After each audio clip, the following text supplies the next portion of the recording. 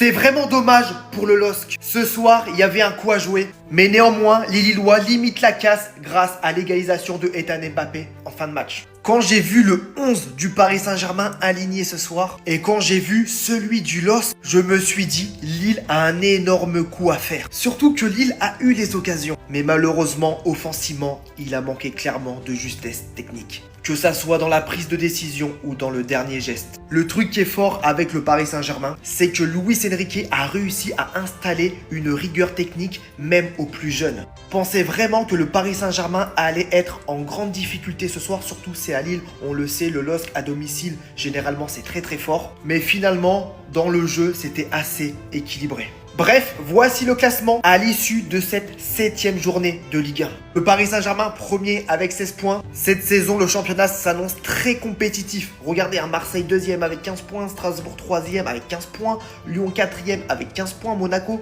5e avec 13 points et Lens 6e avec 13 points. Alors oui, c'est le début du championnat, mais ça fait tout de même plaisir de voir un championnat équilibré pour le moment. Fin du match nul entre Lille et le Paris Saint-Germain. On avait réussi à ouvrir le score après un coup franc exceptionnel de Nuno Mendes. Mais bon, on se fait égaliser à la fin par Ethan Mbappé, un ancien de chez nous, on est habitué. Après Coman, Choupo-Moting, Nkunku, maintenant c'est au tour d'Ethan Mbappé. Ça commence à faire beaucoup, il y en a marre. Mais bon, sinon, globalement, pour revenir au match, Ramos, encore une fois, ne doit plus jamais être titulaire. Ce mec, il est bon qu'en remplaçant. Ce mec, en tant que titulaire, il pue sa mère, les gars, faut parler français. Barcola, sa finition, elle est éclatée au sol. Comme d'habitude. Bon, après, voilà, maintenant qu'on a connu Ousmane Dembélé, on sait ce qui peut se passer avec Barcola. On sait qu'il peut devenir ballon d'or dans 3-4 ans. Mais sa finition, c'est pas possible. Le mec, il rate un face-à-face. Il est tout seul. Il fait de la merde. Il pue sa race. Sinon, donc, globalement, la défense, Pacho, incroyable. J'ai bien aimé son match. Lucas Hernandez, sur son côté, très bon. Sinon, malheureusement, il a fallu attendre l'entrée des rentrants. L'entrée de Vitinha, Nuno Mendes, Hakimi, Beno Mendes. Après son match de la semaine dernière, après son match contre le Barça, exceptionnel. Le mec, il te lâche un coup franc. Venu d'ailleurs, de toute façon, qu'est-ce qu'il sait pas faire? C'est ça la question. Et sinon, franchement, je suis quand même fier de mon équipe parce que, clairement, l'équipe que Luis Enrique a mis, il y avait 3 titulaires. Pacho, Barcola et encore Barcola, c'est un titulaire demi. Et Lucas Chevalier, c'est tout. Sinon, franchement, voilà, rien à dire. Maintenant, place à la trêve et voilà. Lucas Chevalier, vous allez faire semblant jusqu'à quand? Fautif ce soir sur le but d'Ethan Mbappé, car il faut le dire, il n'y avait aucun danger, ce n'était pas compliqué pour l'ancien gardien du LOSC d'aller arrêter cette frappe d'Ethan Mbappé. Et pour le coup, il me semble que depuis le début de saison, Lucas Chevalier, c'est pas si exceptionnel que ça. Après avoir décidé de se séparer de Gigio Donnarumma, qui avait notamment permis au Paris Saint-Germain de remporter la Champions League, Luis Enrique a décidé d'aller chercher Lucas Chevalier et de se passer du portier international italien, parti à Manchester City pour une somme avoisinant les 30 millions d'euros. Lucas Chevalier, il peine vraiment à lancer sa saison avec le PSG. On sait que le Paris Saint-Germain est une équipe qui a énormément de ballons et qui est donc très rarement soumis à des occasions adverses, notamment dans ce genre de match face au LOSC, où tu sais très bien que tu as dans le match peut-être 2-3 arrêts à faire. Et là, l'arrêt qu'il fallait faire sur Ethan Mbappé, il n'a pas fait un seul point, donc pris par le PSG sur la pelouse de Lille, malgré les absents. Domination totale de la part des joueurs de Luis Enrique, mais un point pris, et je pense qu'ils auraient préféré repartir avec les 3 points quand tu vois le but inscrit par l'ancien joueur Mbappé formé au Paris Saint-Germain. L'ancien joueur du PSG, Ethan Mbappé. Qu'est-ce qu'il ne sait pas faire? Nuno Mendes, je vais commencer à tenir des propos choquants sur lui. Homme du match contre Barça, il arrive aujourd'hui contre le LOSC, son équipe peine à trouver le chemin des filets, un coup franc. Et regardez s'il vous plaît la distance qui le sépare du camp adverse. Tout droit dans les filets. Aujourd'hui on en a un fait où ce mec sait tout faire. Il attaque bien, il défend bien, il court vite, il est rapide, physiquement intenable. Maintenant il s'élargit autant sur sa palette qu'il se met à tirer des coups francs. Il les marque par-dessus. Aucun latéral gauche ne m'avait autant choqué depuis Marcelo. Si je vous parle sérieusement, pour moi le plus éligible, en tout cas pour gagner le prochain ballon d'or actuellement au PSG, c'est tout droit Nuno Mendes, les gars. Quand vous voyez à la base l'effort requis d'un latéral, et les photos vous le diront, que c'est l'un des postes qui réclame le plus d'efforts au vu de la multiplication des efforts offensifs et défensifs, et que par-dessus il arrive à tenir à un tel rythme, enchaîner autant, qui arrive quand même à essayer de tenir les meilleurs ailiers comme Yamal, etc. Et qui se permet en plus d'avoir une telle participation offensive. Mais c'est beaucoup trop fort. Je le veux au Real Madrid carrément. Non, je vous le dis, j'ai pas honte. J'ai pas honte de le dire, je le veux au Real Madrid, les gars. En fait, Nuno Mendes, j'arrive plus à comprendre. Il est inarrêtable, c'est l'homme du moment en fait. 0-0 entre Lille et le Paris Saint-Germain. C'est pas un match fameux. La seule solution, c'est de changer la situation sur un coup de pied arrêté. Regardez la distance du coup de pied arrêté. Très compliqué à mettre. On se dit que potentiellement, il va faire un centre deuxième poteau. Il a l'habitude de faire des centres. Voilà, c'est un latéral. On se dit pas qu'il va frapper de là. Non, le type, il est en confiance. Il décide de s'élancer. Le ballon, il part hyper bien. Au-dessus du mur et but en pleine lucarne. Mais c'est une dinguerie internationale. Et moi, les gars, j'ai envie de vous poser la question. Qu'est-ce que Nuno Mendes n'est pas en capacité de faire dans le football? C'est l'un des joueurs les plus rapides au monde. Il sait centrer. Il sait frapper. Dans les duels aériens, il est présent. Personne le passe. Il agit limite comme un attaquant dans la surface de réparation. En vérité, défensivement, je pense que c'est le meilleur au monde à son poste. Offensivement, ça peut se battre avec Achraf Hakimi et d'autres latéraux, mais je pense que ça se bat plutôt seulement avec Achraf Hakimi. Moi, je vous dis un truc, hein. Ce gars-là, il a vu que Ousmane Dembélé, il a eu le ballon d'or. Il a envie de goûter à ça cette année en tout cas. Et surtout que cette année, le Portugal, ils sont plutôt bien armés pour faire du sale en Coupe du Monde. Mais en tout cas, content que Nuno Mendes, il performe comme ça, c'est quelqu'un qu'on n'entend pas énormément dans les médias. Il est hyper humble et bosseur et c'est ce qu'on aime. Mais sinon, en vrai, c'est à toi. Moi, en tout cas, on dit alhamdoulilah. Oh là là là là, mais quel joueur! Mais quel joueur!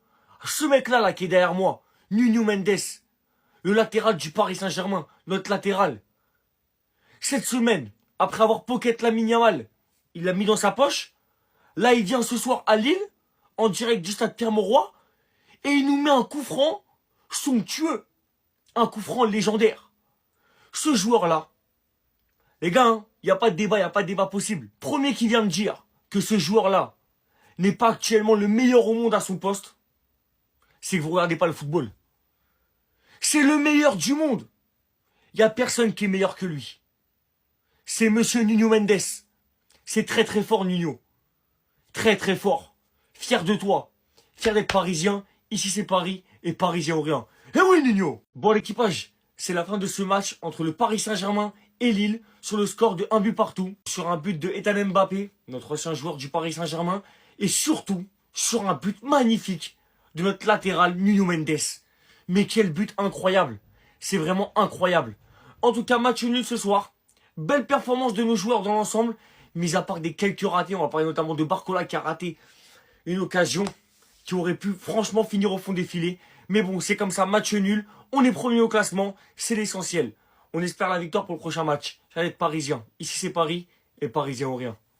Parisien, on n'en fait pas assez sur Nuno Mendes, les gars. C'est le meilleur latéral gauche de l'histoire du football. Et ne me parlez pas de Marcelo. Ça y est, les gars, point faible, trop fort. Défensivement, offensivement et aujourd'hui sur coup franc. Sur coup franc, chaque jour, on en apprend plus sur lui, les gars. Il est trop fort. Faites-leur une prise de sang, s'il vous plaît. C'est l'heure de vérifier quelque chose. Traitez-moi de foot, complotiste, tout ce que vous voulez, hein. La saison passée et la saison qu'ils sont en train de faire là, c'est pas normal. Lui en particulier. J'en ai fait les frais dans mon propre stade. Je l'ai vu de mes yeux. Et maintenant, il se met à tirer des coups francs comme Messi Prime. De base, c'est un mec qui court vite. Ensuite, c'est un mec qui défend bien. Ensuite, c'est un mec qui attaque et qui dribble comme un ailier. Ensuite, c'est un mec qui tire des pénaltys comme les meilleurs tireurs de pénalty. Missile sur missile en lucarne. Et maintenant, il tire des coups francs. Et maintenant, ils se mettent à faire des transversales. T'es Alexander-Arnold, Robertson Prime. Non, s'il vous plaît. Je l'ai toujours trouvé fort. Je vous mens pas que je l'ai en travers de la gorge depuis le fameux Paris SG Barcelone. Je vous demande juste une petite prise de sang. Quelques gouttes. Juste quelques gouttes de son sang. Les mecs, ils enchaînent. Depuis la saison passée. Hakimi, il a fait les JO. Ils ont fait toute la saison. Toute la saison. La Coupe du Monde des clubs. Une seule semaine de préparation. Et ils reviennent au boulot et c'est ça qu'ils font. Non, les gars. Faut vérifier, c'est tout. Faut vérifier. Voilà.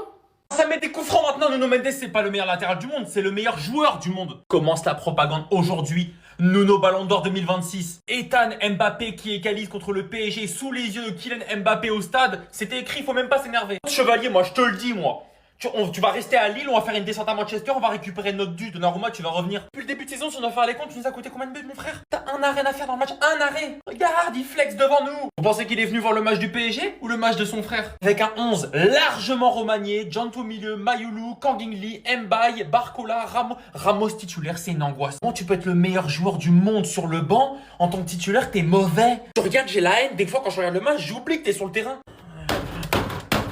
Voilà, j'en ai marre. Chaque fois que t'es sur le terrain, il y a une bévue. On va se le dire, toi et moi, t'es mauvais. Le problème avec lui, c'est quoi? C'est qu'il est bon en Ligue des Champions quand on le fait jouer et il est mauvais contre des équipes moyennes de Ligue 1. RAS, Seni Mayulu, Quentin Jantou, je vous ai prévenu, attention à eux. C'est pas des titis qui vont finir de l'autre côté de Berlin, en Allemagne, en Bundesliga. Non. Je compte sur vous pour rester longtemps à Paris, mes frères. Avec une équipe largement remaniée, match nul, c'est pas grave. Place à la trêve, maintenant il y a 2 semaines d'ennui qui va arriver. Semaine correcte, on fait nul en Ligue 1, on éclate Barcelone chez eux. Perso, tout va bien. Bon, bah voilà, c'est fini. Un partout. Le PSG fait match nul, tout simplement. En tout cas, j'ai qu'une chose à te dire. Bravo à nous Titi parisiens. Aujourd'hui, on n'a même pas joué avec les U19, on a joué avec les U15. Il y a eu 2 titulaires seulement, en tout cas en première mi-temps. Franchement, ils n'ont pas marqué les Titi parisiens, mais en tout cas, ils ne se sont pas pris de but. Il y avait 0-0 à la mi-temps. C'était impeccable. Après, on a commencé à faire rentrer un peu de beau monde, hein, comme Hakimi, comme Nuno Mendes, comme Vitinha, je crois, un truc comme ça, Zabarni aussi. Enfin bref, en tout cas, voilà, on finit avec un match nul, tranquille. Et pour ceux qui veulent se moquer de nous, rendez à César ce qui appartient à César. On vous a dit 24 heures, pas plus. La première place, c'est 24 heures, pas plus. On laisse pas. On veut pas laisser. C'est ça que vous ne comprenez pas. On veut pas laisser. Laissez ça. Laissez ça. Je sais que vous avez kiffé, mais non, laissez ça non plus. Ah là là. Bah sinon, à propos du match, voilà, hein, c'était un match un peu... voilà, je m'attendais pas, quand j'ai vu la compo, je m'attendais pas au match de l'année, personnellement. Sincèrement, les U15 là, enfin je dis les U15, vous m'avez compris, j'ai vu ce week-end des matchs plus nuls que celui-ci, mais réellement plus nuls, avec moins d'action encore, avec moins de jeux, etc. Franchement, il y a des petits jeunes, franchement, ils sont vraiment prometteurs, comme les Mayulu, comme les Mbaye, l'autre petit jeune, je sais plus comment, c'est quoi son prénom, Kangin qui nous a fait, un bon match hein, dans l'ensemble. Hein. Gonzalo Ramos qui a eu très peu de ballons, malheureusement. Après, il fallait s'y attendre. Voilà, il n'y a pas les titulaires. Tu sais que tu vas pas toucher beaucoup de ballons. Et les Lillois, derrière, ils étaient bien renfermés sur lui. Ils savaient que ça pouvait être... voilà. Et un Barcola qui était un petit peu libre, qui a malheureusement raté certaines occasions. La conduite de balle de Barcola, la conduite de balle, c'est pas possible ça. Et la finition aussi. Qu'est-ce qui se passe, Barcola? Mais sinon, voilà, Zaïre Emery qui a été correct. Beraldo, trop mou encore, trop mou. Je le trouve trop mou. Pacho, en tant que patron, hein, comme d'habitude. Hein. Lui, il fait le boulot. Et voilà, qu'est-ce que vous voulez dire d'autre? Nuno Mendes, en plus d'être un latéral gauche, le meilleur du monde, en plus d'être passeur, en plus d'être buteur, maintenant, tu tires les coups francs et tu mets des pleines lucarnes comme ça? Non, ressaisis-toi, frérot, calme-toi. Après, ils vont croire que je sais pas quoi. Nuno Mendes qui nous met un pétard en pleine lucarne, mais même lui, je crois, il est resté étonné. Waouh, du jamais vu. Je t'aime, Mendes, je t'aime. Mais voilà, en tout cas, dites-moi ce que vous avez pensé du match. Hein. Voilà, on s'attendait pas non plus à des miracles. Hein. Et on garde toujours la première place avec un point d'avance, tranquillement. On a pris le match nul. Tranquillement, la vie continue, comme on dit. Je sais même pas quoi dire à part qu'on a une légende sous les yeux, mais qu'est-ce que tu sais pas faire? En défense, à ton poste, t'es le meilleur défenseur au monde à l'heure actuelle, j'ai pas peur de le dire. En attaque, t'attaques mieux que 80%, même 90% des attaquants à l'heure actuelle. Là, on te laisse l'opportunité, l'audace de tirer un coup franc et tu nous mets un banger comme ça. Mais tu joues à quoi là? T'es venu nous choquer ou quoi? Je crois que vous êtes pas prêts. Nuno Mendes, là, il est en mission et sa mission principale, c'est donner la Coupe du Monde 2026 au Portugal. Il va donner la première Coupe du Monde à CR7 en étant le meilleur joueur du Portugal parce que ce monsieur, il sait tout faire. Il va venir vous choquer. Là, sur les réseaux, on commençait à le comparer à Marcelo, Roberto Carlos. On avait plein qui disaient calmez-vous, il démarre sa carrière. Commencez pas à le comparer à des légendes. on peut le comparer à des légendes comme ça. Parce que regardez, Roberto Carlos, sa spécialité, les coups francs. Là, on commence à en laisser à Nuno Mendes. Il nous met des bangers comme ça. Nuno Mendes, j'ai juré, il est plus complet que les deux. Il sait tout faire. Il défend de fou. Il attaque de malade. Mais non, mais c'est trop. Je suis désolé, c'est trop. Mettez en fait Nuno Mendes au cash. Ça se trouve, il va nous faire une Thibaut Courtois. Vous n'êtes pas prêts. J'abuse peut-être, mais c'est les émotions qui parlent. Mais ce que je suis sûr, c'est qu'il est en train d'écrire sa légende et il va l'écrire de la meilleure des façons. Au mois de juin de cette année, il va offrir la première Coupe du Monde à CR7. Je vous dis que c'est toujours pas un crack, j'ai raison, vous me trouvez toujours une excuse. Mais c'est quoi l'excuse aujourd'hui? Son match, il est gaze à mort. Il a perdu un nombre incalculable de ballons. Il a dribblé aucun joueur. Il s'est fait manger par Perrault qui revenait de blessure. Il jouait tout le temps en retrait. C'est pas un mec qui percute. C'est pas un jeune qui a encore de la folie. Voilà. Ne sortez pas l'excuse de il a 17 ans, calme-toi, laisse-lui du temps. Je te sors plein de joueurs en Ligue 1 qui font des masterclass chaque week-end qui ont son âge.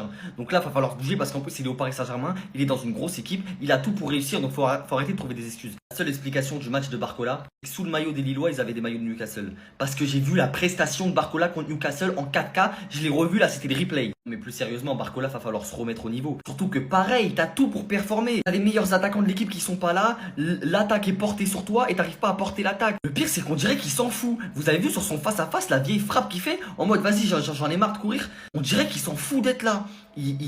Voilà, il n'y a pas de folie. Il tente des enroulés toutes simples au lieu de peut-être crocheter, faire des feintes. Il a tenté 4-5 enroulés dans le match qui sont pas passés. Alors que le petit ref Mbappé, il en a tenté une d'enroulée et c'est rentré. C'est dommage parce qu'on sait qu'il a du talent de fou. Il nous a déjà montré. On sait qu'avec de la finition, c'est l'un des meilleurs ailiers du monde. Mais là, il n'y a déjà pas la finition qui est déjà pas là depuis longtemps. Mais là, il arrive même plus à percuter, même plus à faire des conduites de balles. Ethan, mais t'es un fou! Ethan Mbappé, t'es un fou! Tu fais ça devant les darons et le grand ref! Oh là, quelle fin de match, quelle fin de match! Ethan Mbappé qui vient faire la célébration du grand ref en mode moi je suis pas le petit frère, je viens de sauver mon équipe en entrant sur l'un de mes premiers ballons. En mode là, le petit ref de la famille. Il est rentré contre son club formateur. Il y avait le grand ref qui est une star du foot. Le daron qui regardait le match. Sur l'un de ses premiers ballons, il sauve son équipe vers la 85e minute. Il égalise contre le Paris Saint-Germain. Mais c'est quoi cette entrée de fou? C'est quoi cette famille de dingue? Il a quoi dans les yeux ce mec là? Si c'était pas tout parce qu'on est chez les fous, Nuno Mendes sur l'un de ses premiers ballons, il a un coup franc, il te met un pétard en pleine lucarne. Mais c'est quoi cette fin de match? C'est quoi ces joueurs? C'est quoi cette ligue? Mais on est chez les tarés. Le mec il a mis un coup franc de je sais pas combien de mètres. Qui pensait qu'il allait le mettre sur l'un de ses premiers ballons?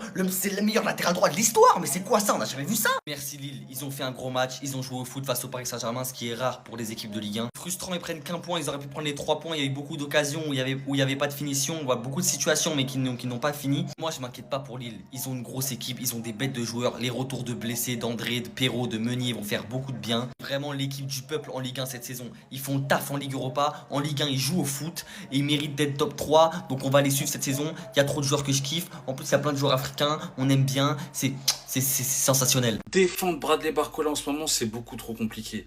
Il avait une occasion énorme de prouver qu'il pouvait être titulaire, qu'il pouvait bousculer les joueurs qui étaient absents. Désiré Doué, Dembélé, Kvaratskhelia. Il a perdu énormément de points sur la séquence où ils n'étaient pas là. L'occasion qu'il rate juste avant la mi-temps, c'est pas normal. On sait qu'il a un problème de finition, mais en ce moment, on a remarqué qu'il avait aussi un problème de conduite de balle. Et ça devient inquiétant, ça. À part son match contre Lens où il met un doublé magnifique, son début de saison il n'est pas bon, surtout dans les gros matchs. Contre l'Atalanta il n'est pas bon, contre Barcelone il n'est pas bon, la Lens il n'est pas bon. Et surtout on est sur la saison 3, on a été indulgent. Sur la première saison, Newcastle tu t'es fait déchirer, on t'a défendu. La saison dernière tu fais une bonne saison, même si la deuxième partie de saison elle est moins bonne, mais dans la globalité tu as fait une bonne saison. On est sur la saison 3 Bradley. Il faut commencer à progresser, mais une vraie progression. Il y a aussi son côté nonchalant. Et vraiment, il faut qu'il arrête avec ça. Et en plus, j'ai l'impression que ça l'aide pas dans sa progression. Ça m'énerve de faire une vidéo sur Bradley parce qu'on connaît son potentiel. Tout le monde l'aime au club. Mais il faut dire la vérité, il est pas bon en ce moment. Le Paris Saint-Germain accroché, c'est les Mbappé qui exultent. Car oui, formé au Paris Saint-Germain, entré à la 68e minute de jeu, Ethan Mbappé, le petit frère de Kylian, a permis au LOSC d'accrocher un point face au Paris Saint-Germain. Et c'est sous les yeux de son grand frère, Kylian Mbappé, qui est venu voir ce match et il a choisi son camp. Il est là pour soutenir, non pas son ancien club, mais bel et bien son petit frère. La voilà. La frappe du gauche d'Ethan Mbappé à l'entrée de la surface de réparation. La réaction de Kylian Mbappé, joueur du Real Madrid, sorti sur blessure hier après avoir marqué le but du 3-1 face à Villarreal. Les Mbappé sont scriptés les gars. Tu as le grand frère qui est au Real Madrid, qui joue en équipe de France, qui concourt pour le ballon d'or. T'as le petit frère formé au Paris Saint-Germain, joueur du LOSC. Célèbre comme le grand frère. Immense fierté pour la famille Mbappé, les gars.